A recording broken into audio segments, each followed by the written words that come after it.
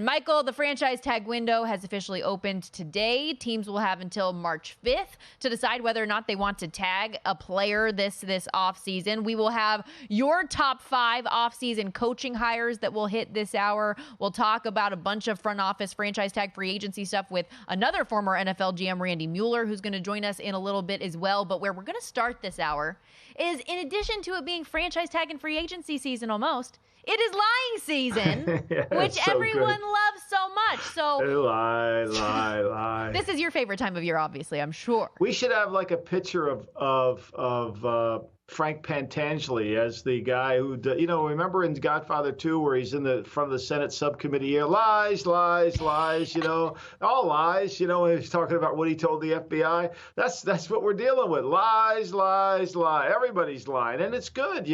We had Ash Wednesday. Everybody went to confession and you get absolution. You can lie. Because as the great George Costanza says, is it really a lie if you believe it, Stormy? I love it. There are a lot of, let's just call them narratives. There are a lot of narratives out there. And so similar to what similar to what we do with the news or noise exercise, I want you to tell me which lives you think we should actually take a little belief and stock into and which one are just total fiction, get it out of here. Let's start with one of your absolute favorite topics in Justin Fields, and that Mike Tomlin loves this kid. Also, that the Bears can get a haul for Justin Fields. Where do you sit on this top headline? Well, it's hard to say whether Tomlin likes him or not, because I never asked Mike Tomlin that question. But I can't imagine that Mike Tomlin is expressing love for a player that he's never really coached, and nobody from that Bears staff has been there. Now, they hired Arthur Smith, and, maybe Arthur did more work on him because he was from Georgia. But my sense of it is that it's probably, I think he's intrigued with Fields' talent more than loving him, right?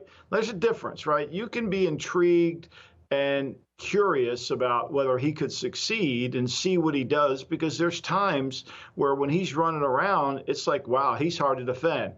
But in keeping it in that's different than loving. Loving means you think he can win against everybody, and I'm not sure. I think this is a little bit of let's call this a fabrication, a white lie, if you will. Okay, I like that. Let's stay on the Bears train, because Bears president Kevin Warren had some comments about Justin Fields as well. I think it's pretty interesting. Let's hear it. I'm a supporter of Justin, because I got a chance to work with him when I was commissioner of the Big Ten Conference. He is incredibly talented. He is smart. He works hard, and he wants to be a great NFL football player. And so now he just needs to make sure that he has the support around him. He's working hard. And then I would love to see him, this offseason, make sure he's totally healthy going into the season next year. Justin has a rare combination of intelligence, of size, of strength, and speed. You forget how big of a man he is until you're up on him. He's not a small man. And so I just think every year he's going to continually get better. So I'm glad he's on the Chicago Bears. Meanwhile, in addition to it being lying season, it's also unfollow season, and Justin Fields has since unfollowed the Bears on social media. But what did you take away from Kevin Warren there? I mean, short of taking a billboard out on the freeway coming in from O'Hare to downtown Chicago, it's an advertisement. He's promoting the player, which is his job, right? He's saying all the great things about the player, which you would expect coming out of Chicago. And the follow-up question is, well, if he's so good, how come we're not going to sign him or keep him? And then he would have said, well, that's not my decision. I leave that to the football people. I give them the opportunity to make that decision. So, look, I think it's what he has to do. He reminded us that he was the commissioner of the Big Ten. He reminds us about his time with them, and it really was on script. It was almost as if he had a speechwriter write that for him, and I think it's outstanding. But to me, no one's going to believe it because, that's what he's paid to do. He's paid to endorse things that happen all Chicago. I feel bad that this is turning into like the Justin Fields hater segment, but we have one more in lying season that involves the current Bears quarterback, and it's his former offensive coordinator, Luke Getsy, who now is here in Vegas with the Raiders, and he has made a lot of outward comments about how good of a player and person Justin Fields is, as well as praising Aiden O'Connell. Are we to believe what Getsy has publicly shared about these two young quarterbacks? I don't think if he was under an examination of a lie detector that wouldn't have bleeped up in a different direction. I think he's being very kind. He's like you in terms of they need a quarterback. I mean, let's be clear. And now it may be Aiden, and he could take a giant mother may I step forward and become a good player, but he cannot watch the tape of O'Connell and say with unbelievable certainty that he liked what he saw on the passing game, because there's still some coaches that were there last year that were involved with the offense. So, and I know kind of where that's going. On the Fields thing, look, there's the public Luke and there's the private Luke. The public Luke is going to endorse him. The private Luke is going to be what the actions are taken. And if the Raiders are not fully vested to the mattresses on Justin Fields, then we know how he feels. Yeah, people just love to draw those connections. And the Raiders are in a very interesting situation, a position with their quarterback, because Jimmy Garoppolo is going to get released. He had the PED suspension that voids a lot of those dollar bills on his contract. So they'll have the financials to go out and get somebody should they choose. It'll just be interesting to see who that ultimately ends up being. Stick with the quarterback position, though. J.J. McCarthy got obviously a lot of love from his former head coach at Michigan in Jim Harbaugh, saying, don't be surprised if he goes number 1 overall. Okay, I would be surprised. But there has been a lot of love actually coming out about J.J. McCarthy since the season ended. Are we to believe that J.J. McCarthy is closer to the Caleb Williams, Drake May, Jaden Daniels conversation than he is the Bo Nix, Michael Penix, et cetera? I think this might not be a lie. And I think, look, the value of scouting is you've got to be able to see a player and project them. Right? You've got to be able to see talent and project him forward. Now, what Harbaugh said is hard to say that he's better than Caleb, but if he were in that offense where it was throwing all the time, maybe he'd be different. But here's where I think you've got to take serious consideration and stock into J.J. McCarthy. And I have no skin in this game whatsoever. But you put on his third down tape. And that's the one tape you want to watch on all the players at quarterback position. Why? Because the game is faster on third down. Daniel Jones on third down isn't the same player as Daniel Jones on first down.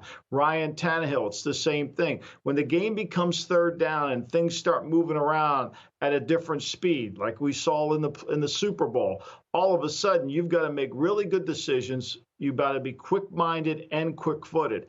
And McCarthy was very good on his third down tape. If you just go through that tape, he's very good. Finds a way to make plays. He's athletic. His arm is strong. He's got a lot of things teams are going to want to work on. You know, Matt Manchurian, we had him yesterday on. Matt Akurian, we had him on yesterday. And, you know, he said he thinks he's going to go in the first round. No, I think Matt probably undersold that. I think he's going to go in the top 10, if you want to know the truth. I think he's going to at least the top 15, because I think people are going to gravitate towards his personality and his skill set, right? He's got a lot of things going for him. And, you know, I say this. If Tua was the 5th pick overall in the draft, why can't McCarthy be a high pick? I'm very curious to see, as those meetings go on, the combine, beyond that, how people start talking about J.J. McCarthy and if he does continue. We know that you hate the climbing the draft board and the falling. I know you don't like that terminology, but I'll be interesting to see where he ends up. Instead of climb, I'll just say where he ends up. How about this one? Because I'm all in on trying to track what's going on with the 49ers and their defensive coordinator search. I haven't seen anything really tangible come up yet. But all I keep hearing is that Brandon Staley is the need to hire. How do we feel about this narrative? I'm not sure that's correct, right? I mean, because, look, one thing we do know, the Niners have to be compliant with the Rooney Rule. They're going to have to interview minority candidates for the job. So eventually we're going to start to hear names that are coming in. My sense of this is probably Kyle took a week off. You know, this week he'll take some time off, kind of whether he goes to Cabo and spends time with his dad or, you know, he just hangs around with his kids. But when he comes back, I think that's when they're still going to start bringing people in for the interview. And until they comply with the Rooney Rule, they're not going to hire anybody. I don't see the Staley scheme fitting into what they do. There's no evidence to say that they play good defense down in Los Angeles. I mean, Kyle would have to be sitting there saying, well, I think we can become a better defense because he'll make us better. There's no evidence of that. Now, could he hire him? I don't know what their relationship was. McVay didn't bring him back. He hired from within. He could have easily brought him back to replace Raheem Morris, who went to Atlanta. He chose to stay within the framework and hire Mike Shula, or Chris Shula, I should say, who was his college roommate. But to me, I'm not sure of that one. That one to me seems a little bit of the analytical community pushing him for that job. It would not be my ideal candidate, but I'm hoping that we start to get some leaks, maybe after he comes back from Cabo or wherever the heck Shanahan is right now, to your point, that we start getting a little bit more information, because that's obviously going to be a critical hire. There's so much talent, on-field talent, and you need to get the right fit if there's anything that we learned from the Steve Wilkes experience this past year. We're going to take a quick time out. We will continue our NFL conversation regarding the offseason with former NFL GM Randy Mueller, who's going to join us next, get some of his thoughts on the franchise tag window and free agency.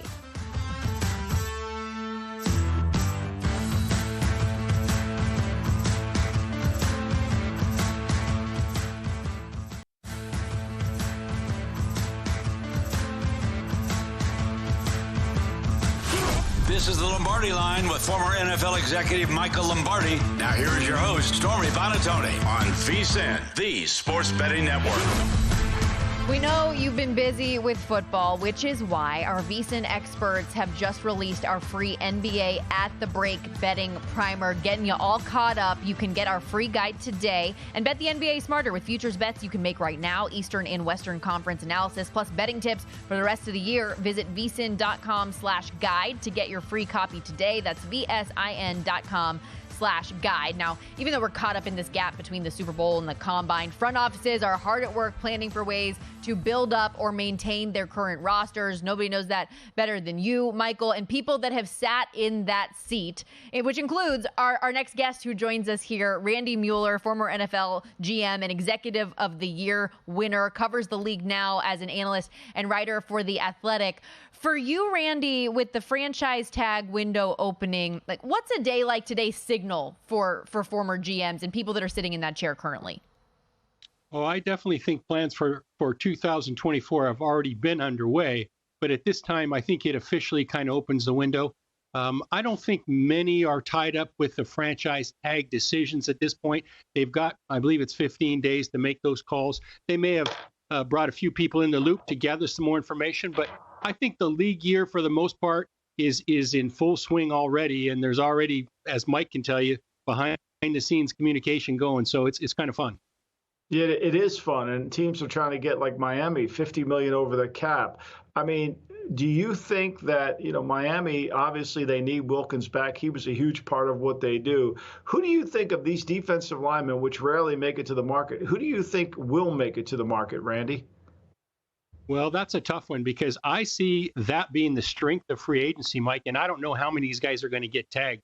You've got the Hunter kid in Minnesota, you've got Josh Allen in Jacksonville, and you've got Burns in Carolina, all top-notch pass rushers. But you mentioned Christian Wilkins, and there's a guy in Baltimore that'll have something to say about this, but Wilkins brings a little different skill set, and as you know, those guys are really hard to find.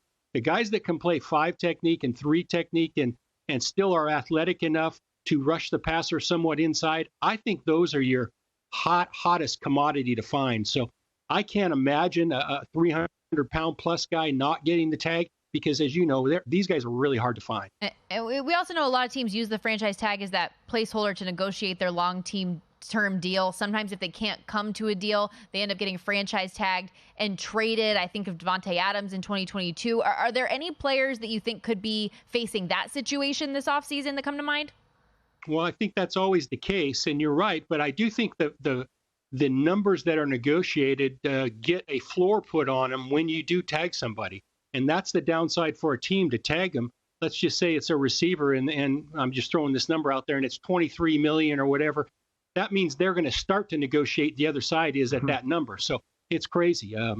I think maybe a guy like T. Higgins makes some sense to be tagged and traded. I don't, know that there's going to be a giant market for him coming off of this season when he was hurt.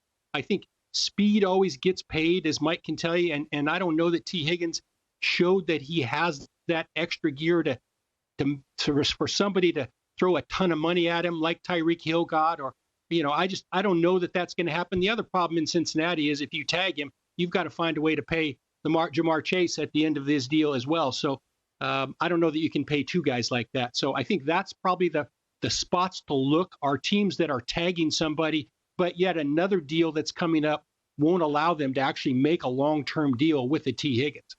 No question. And so let's talk about the guy who benefited more than anybody on being tagged, the great Kirk Cousins.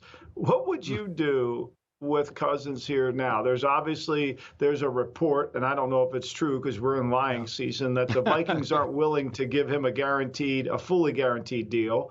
But what would you do if you're Minnesota? They seem to be in the worst place to be. They don't have an answer behind them, and they're not sure they want to go forward. Yeah, I think you're right. I think they're in a tough spot because you're right. They're going to have to overpay to keep him. I would not be surprised if they don't guarantee his deal. I mean, you're talking about coming off Achilles surgery now and being a year older. Even though Cousins played really well last year, the Vikings kind of are, in my opinion, at a crossroads, right? They need other things. They need to continue on this build. And I don't know that having Cousins is going to allow them to build the other parts of this team. So it's a little bit of a struggle for me. I think it all comes down to, like it always does, as options. And I'll just throw a name out there. These Baker Mayfield at $30 million or Cousins at $45. Does that make any sense to you? There's some other guys who are viewed as backups around the league that maybe they're a bridge to a draftable quarterback. I think the key probably for me is how does Kevin, the head coach, how does he view these rookies per se, the guys in the draft, the J.J. McCarthy's, not the top group of guys, but the J.J. McCarthy's of the world, or Michael Penix, or even Bo Nix? Does he feel like one of those guys is the guy that can be taken over in a year or so? And then you're probably looking at a bridge guy for a year. So they've got some muddier waters. It's not a clear-cut decision.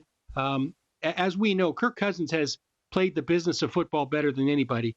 But at some point, he's been the most polarizing guy in football as well, for fans and for front office guys. So I think this decision is really a vision as to how we're going to go forward for 3 or 4 years. And Kirk Cousins is on that list of the top 10 2024 NFL free agents you put out on The Athletic yesterday. The top 5, all those top 4 those stud defensive players who you mentioned earlier, in Brian Burns, Hunter, Matabuke, Chris Jones. Yep. But then we see Saquon Barkley. And last year was such an offseason of talking about running back contracts, and everybody's disgruntled and unhappy. And now you've got Saquon and Josh Jacobs and Derrick Henry potentially on the market. Are we going to go through this all over again? Well, there's definitely some drama involved when you throw these tags out there because feelings get hurt, and that makes things tough, at least on the outside. I don't know that we're affected by it a ton on the inside. We kind of let those communication, those lines get drawn, and we all know we're on the same page, usually with these players. So I think with what the Giants are doing, they're another team that's got to continue to get better and build. And I don't know that paying a running back that kind of money is going to be the answer for them going forward. I think in Barkley's case, he might be worth more to other teams than he is to New York. Because let's just say a team like the Chargers, where you're looking for a little culture change, can Barkley do for Harbaugh what he wants to preach about upstairs? Can he help him do that downstairs in that locker room where we know he wants to run the ball? We know he wants to be physical. Barkley can do all that. I think sometimes you're in the same spot for a long time, you get taken for granted a little bit, and maybe that's the case in New York. So I just think Barkley is a case where he might be worth more to others than he is to the Giants right now. Randy, what do you think the Bears, and this is just put your hat on, GM hat. What do you think if you were in Chicago, what would you do with the first overall pick? We know that Justin Fields, he's no longer part of he deleted his social presence from the Bears. So, Gabe Davis just did it too, by the way. Okay, now we got 2. Gabe Davis is done in Buffalo. I love this. It's like we're in 3rd grade and we're not going to go to the playground. Okay. Anyway, so Like, Yeah. what would you do? What would you do with that pick? And would you extend Fields and keep him, or would you trade him? Well, I would have spent the last month gathering intel on Caleb Williams for sure, and I think the football field part of his game is something we all know about, and I think we all can agree on his talent level. I think it's the intangibles that once I'm comfortable with those intangibles, I don't have any question in my mind, Mike, I'm moving on. I'll try to find the best place I can to put Justin Fields and get us the draft capital that comes with that. I frankly don't think it's going to be a ton, but I do think there are better spots for him. But I don't think the Bears can ever assume that they'll ever be up there again to pick in this stage. And I think Caleb Williams is good enough to where two things. One, you can't pass on the talent level and how that, I think, sets you apart from a lot of teams. And two, the fact that you get to reset your contract at the quarterback position helps you build out the rest of your team as well. So I'm moving on. And again, nothing against Justin Fields, but Caleb Williams is my guy. You mentioned that potential compensation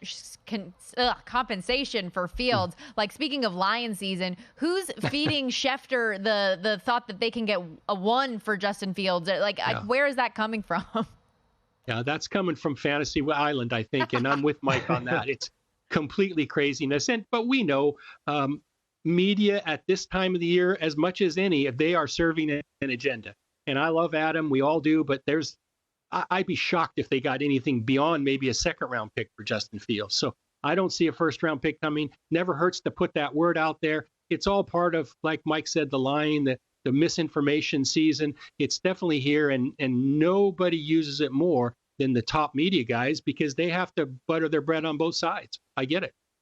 Randy, you're great. Thank you so much for taking some time today. Appreciate you, Randy. Thanks. You bet. That's Randy Mueller, former NFL GM. You can also check out the Football GM podcast over there at The Athletic, where he's writer, host, analyst, all of those wonderful things. Michael, what is the equivalent, like 1992 equivalent of getting off social media in 2024 for your team? What would that be? Oh, boy, there was really nothing. 92 was pretty quiet. I mean, like, what would I players guess maybe be doing? stop going to Blockbuster. I mean, I think Blockbuster was big in 92, right? But that doesn't affect your dollar bills with the team. We'll think this over in the break and get back to you. We'll be right back on the Lombardi Line.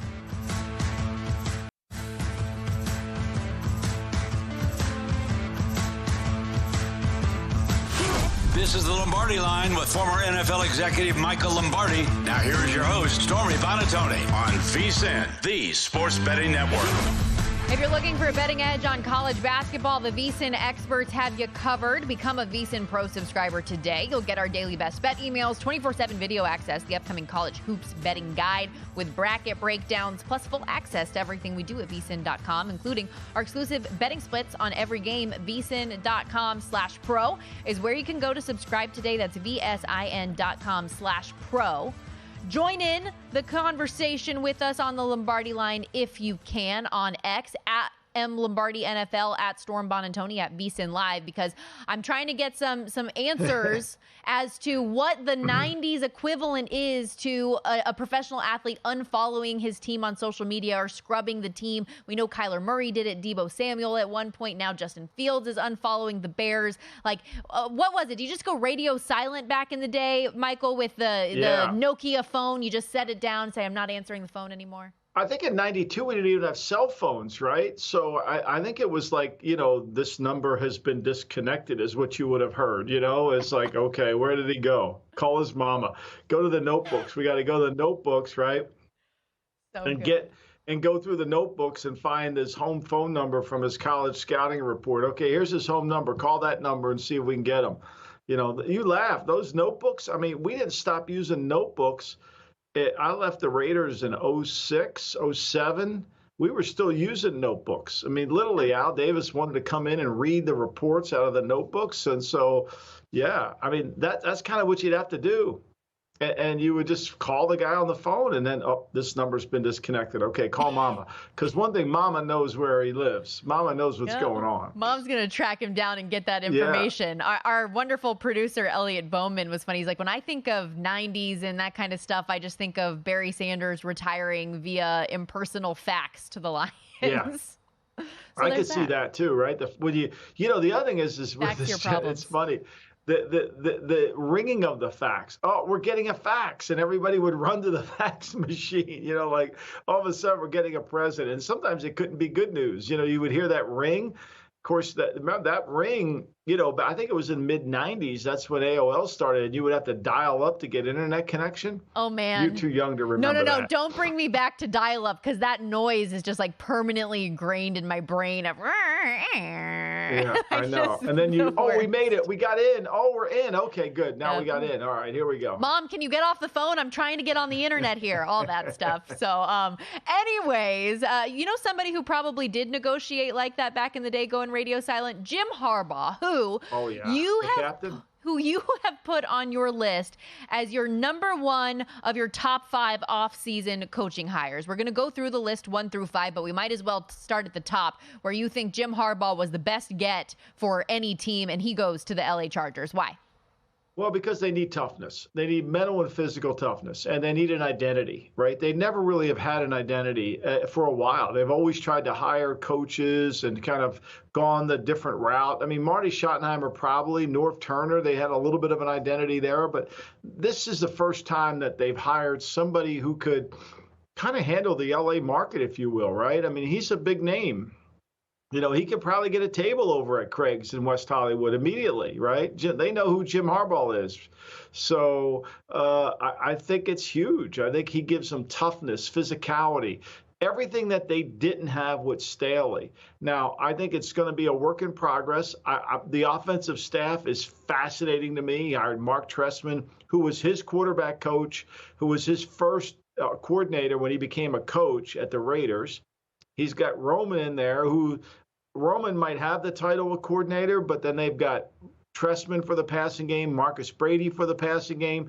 There's a lot of chefs in that offensive meeting room, which I think Jim likes. I think Jim wants to be able to be the guy that says, okay, here's what we're doing, here's the way I want to do it, and not give somebody all the authority to run it. Because we know if Roman's going to run the offense, there's going to be and it's not going to be a passing game that's going to make Justin Herbert happy. And they kept Herbert's quarterback coach, so that makes him happy.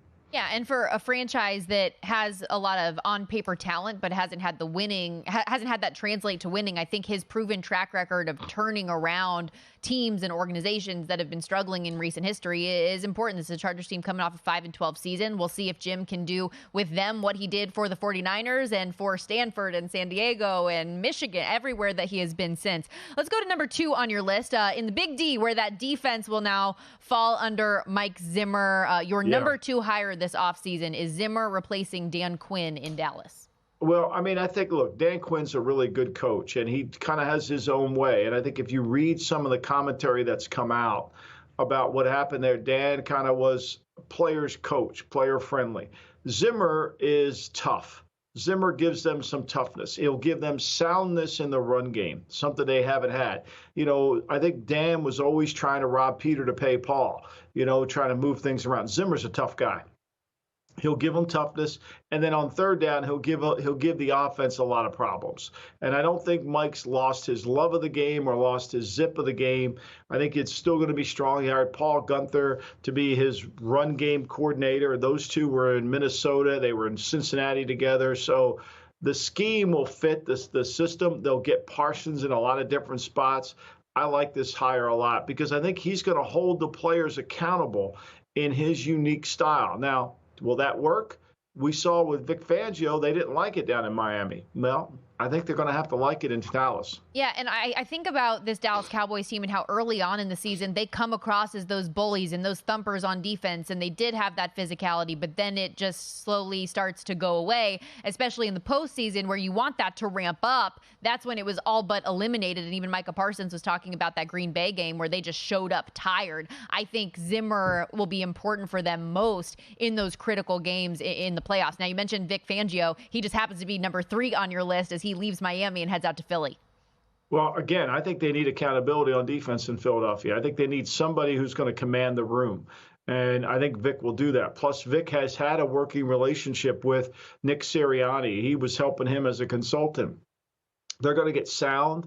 They're going to be complex on defense. And I think he'll get the defensive front in shape and rely on that ability to rush the passer, which they didn't have. 2 years ago, 60 of their 70 sacks came out of the defensive front. Last year, they couldn't put that pressure on. So I like this hire. I think Philly, it needs some toughness. They need somebody to crack the whip on defense. Their defensive front, you look at Jordan Davis, you look at Carter, they all started strong.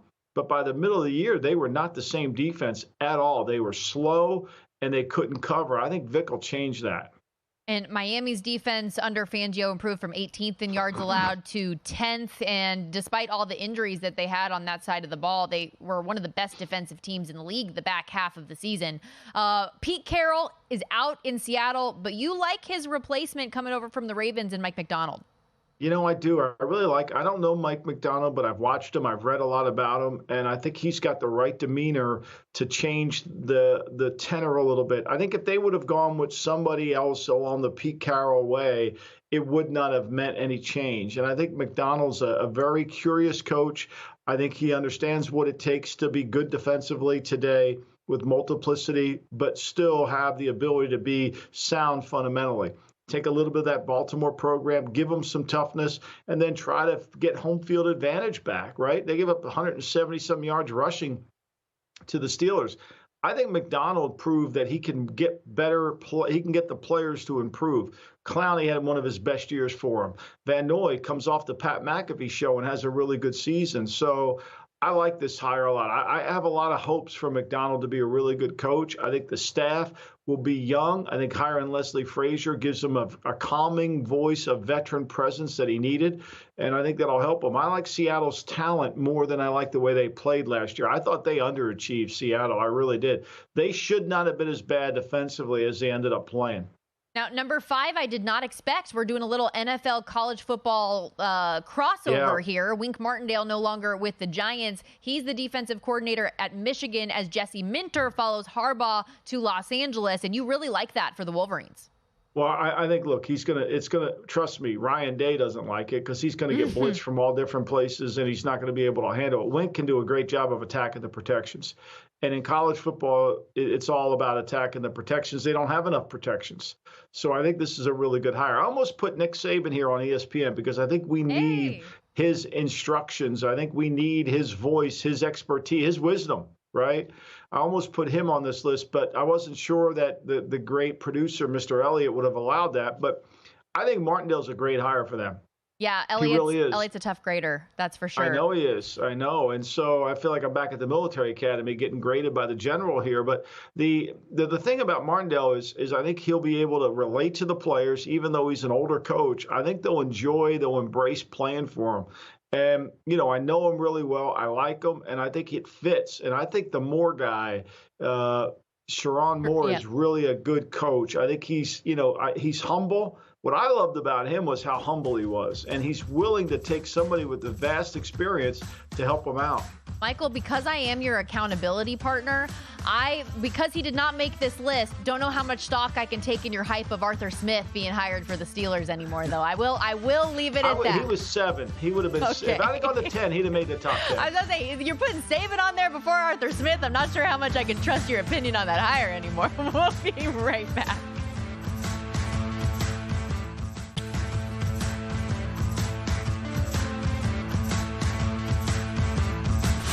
This is the Lombardi Line with former NFL executive Michael Lombardi. Now here is your host, Stormy Bonatoni, on VSiN, the Sports Betting Network. Welcome back to the Lombardi Line. Remember, everybody, this week on DraftKings Sportsbook, new customers can deposit $5 and get a no-sweat bet up to $1,000 in bonus bets if your first bet loses. Download the app and use the promo code VSiN when you sign up. DraftKings Sportsbook, the crown is yours. We're wrapping things up here today. Michael Lombardi and Stormy Bonantoni with you. And thank you to those of you who have joined the conversation with us on social media about what is the equivalent back in the day of people unfollowing their teams in contract negotiations. I loved this response from Scott C., who said in 92, players just wouldn't respond to the 911 message the team sent to their pager. Michael, you remember those days, the pager days. You know, it was so good. If you watch The Wire, Stormy, that show about inner city Baltimore, the drug trade, the police, you know, they're all going to their cell phones and they get beeped, and then they got to go to they got to go to I know this is going to be shocking, a payphone, right? Yes. Remember those? Nobody even knows what a payphone is anymore. So, yeah, I mean, I just think to me, you could get all kinds of cut off information, and then the agents, you know, agents had offices, right? So like if you wanted to negotiate with an agent, you either had to have his home phone number or his office had to be open. It wasn't until Drew Rosenhaus really started the cell phone where he was available 24/7. That kind of gave him an advantage over agents. Like you could get him at any time. You know, you call that 305 number and you could get him. And he would answer because he had one of the first cell phones. I don't know if it was one of those big ones with the antenna sticking out or not, but you could get them. Whereas in the past, the agent's not in. I left a message on a service. He'll call me back. Hopefully we'll get in touch. It was harder. I don't know how we got anything done, to be honest with you. I can't remember the name of like the type of the phone, but those like retro old phones that you have to do the circle to get the numbers to go down. Rotary. Rotary phone. Rotary okay. phones, right. So I saw a video on TikTok the other day of young high school kids that were trying to figure out how to use a rotary phone. And it was pure comedy, Michael. Like could not do it. It took like 5 full minutes for them to figure out how you're supposed to dial a phone number. So the times how have about changed. when they would put the exchange in? Like, so say they would put ME, well, they would letter the exchange. ME6 4500, let's say. Well, you had to go find the M on the phone and the U. That instead of, I don't know why they put numbers in there, but that was the exchange. Somebody have to give me the answer to that. I can remember that. Like, oh my God, this is hard. We're making this way harder than it has to be. So good. Pay phones. The only change I even have anymore is when I play blackjack and they give you the 50-cent piece. So I don't even have quarters like that anymore. What a time. How we have developed as a society technologically, and how teams have gotten better, Michael, as we continue our exit interviews. The Detroit Lions, one of those squads that significantly upgraded over the past year and a half. So let's take a look at this, the NFC South here. And go through one by one. Let me pull it up really quick. Actually, we're going to do the NFC South instead. I thought we were going to do the Lions and Packers, but we already did that. And that is my blonde moment. Yesterday. That is my blonde moment for the day, Michael. Let's go to the NFC South, starting with the Tampa Bay Buccaneers. But it still rings true. The improvement was there because everybody thought no more Tom Brady. Things are going to take a step back. The Bucs end up winning the division anyways, 9-8, and they make it to the divisional round as well with Baker Mayfield. They got to figure out what they're going to do at quarterback moving forward. I know Mayfield has said that he would like to and plans to stay with the Tampa Bay Buccaneers, but we'll maybe learn a little bit more here in the franchise tag window. But what was your evaluation of the Bucs and their potential next year? Well, I mean, look, they were in cap hell last year, right? And I think the worst thing they could do is go back to cap hell again because, they won 5 of the last 6 games, which got them in the playoffs, right? And then they beat the Eagles in a playoff game. But look, let's put things in perspective. Mayfield was good. He wasn't worth $50 million a year. And so he's going to become a free agent. Like, who's competing with you for Mayfield? You got to get the right contract on Mayfield. I thought what Randy said was really true. Randy Mueller said, you've got to weigh your options a little bit here, right? Yeah, you want Mayfield. He was great to your team, and you're not going to quibble over $1 million here or $1 million there. But if it's $10 million, now you've lost 2 players, right? So they've got to fix the quarterback, and they've got to maintain discipline within the framework of their team, because they are going to be in some kind of cap struggle. They've got to replace Mike Evans. And then they've got to find a way, Stormy, to run the football at some point. Last year, they averaged 3.4 yards a carry. They had 8 touchdown rushing all year, which was a problem. They only had 8 touchdowns rushing all year. So that meant every time they got in the red zone, it was on Mayfield, who's a 6-foot quarterback, and he's struggling to see over the big lineman. Those are the areas that I think they've got to focus on. But the number one, if they overpay for Mayfield, now when his contract comes out that he signs, we're going to read about it. It'll be a lie what we read about. It'll be like, oh, my God, they just paid him 50, whatever it is. But until we can analyze the contract, it's got to be the right number for the team. Because if they overpay, it's going to take away from other players that they need. Yeah, you don't want to get yourself in a Daniel Jones situation over there in Tampa. Mike Evans, a free agent as well. How about the Saints, who, fun fact about Derek Carr, Michael, he's the only active quarterback to lose to 30 NFL teams, facing a chance to make history this year because they're scheduled to face the Raiders and Panthers in 2024, that he could stand as the only quarterback to lose to every NFL team. Just fun fact there. Anyways, what did you think of Derek Carr in his first year in New Orleans and what they need to do to become a contender in the NFC South next year? Well, I mean, it's classic Carr. Wins 4 of the last 5 games, scores 48 against Atlanta in a meaningless game, though they did beat the Tampa Bay Buccaneers in a game that they needed to win, so credit him for that. You know, average 7-1 per attempt, which is typically right around what he does because he's going to get rid of the football quickly. I think the Saints, who are the worst cap shape of any team in the league and been this way for the last 4 or 5 years, they're going to have to figure out a way to get their players get under the cap. That's number one. You know, they're going to have to figure out that, and they're going to have to replace some of these guys they're going to lose in free agency just by the nature of where they are cap-wise. And they've got to find a way to generate some pass rush. I think one of the things that they really had a hard time doing when Granderson got hurt, he led their team in sacks. You know, they didn't have any rush. I mean, Demario Davis is their second leading rusher on their team. They're going to have to find defensive linemen. I know Dennis Allen knows this. He knows they need to improve the defense. And so they've got to be able to. They held opponents to 327 yards. Problem was there were so many times they got down the red zone, they couldn't get the ball in the end zone. It was the Saints and the Falcons who, going into last season, were talked about most as the teams that people thought were going to win this division. Obviously, that did not come to fruition. Atlanta ends up firing their head coach. Raheem Morris now will take over that job from Arthur Smith. Questions for them at quarterback as well. What's your debriefing on Atlanta? Well, it's all about the quarterback. We finally, I mean, Fontenot came out. Terry Fontenot said, you know, he said this, you evaluate players every point in their career when he was asked about Justin Fields. That's why it's critical. We go through free agency, possible trades when evaluating every player. We look at the report from last year or this year's report. So to answer your question, we're going to evaluate everybody, which is telling me they're going to look for a trade. I think they think their team needs a veteran quarterback to get it over the hump as opposed to hoping they can get a rookie. I think they'll be in play on Fields. I really do. He's from the area. I think they feel like, you know, maybe they could make him into the 6-back offense, single wing type of quarterback.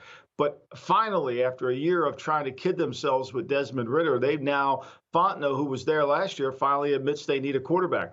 And then they've got to improve their defensive front. I mean, when you turn down like Randy Mueller, unprompted, said this on the show today about how hard it is to find 3 techniques, how hard it is to find 5 techniques, right?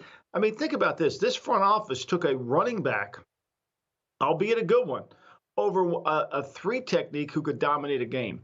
I mean, that's a horrible sin to make, and that's why their defensive front isn't good enough. They masked it last year, but it's going to be hard. They lost 4 of the last 5 games, not because of their defense, but look, let's face it, when they went into Chicago in the cold weather, they had no interest in playing anything.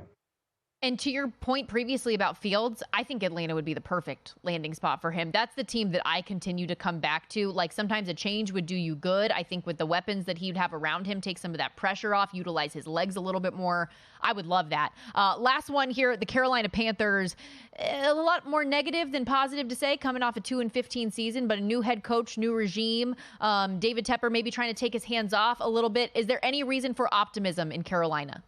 Well, there has to be. There's only one way but up, right? We can only go up. We're not going anywhere, right?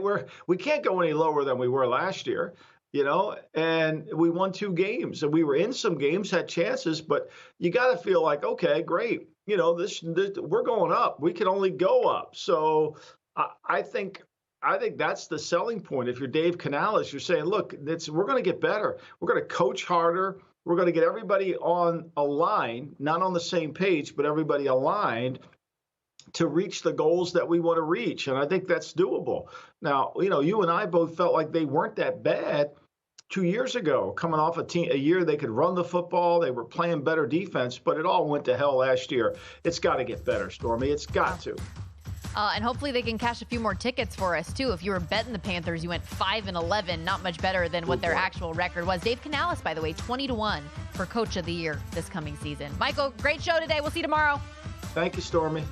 Good luck with your bets, everybody. Enjoy some college hoops today. We'll see you tomorrow.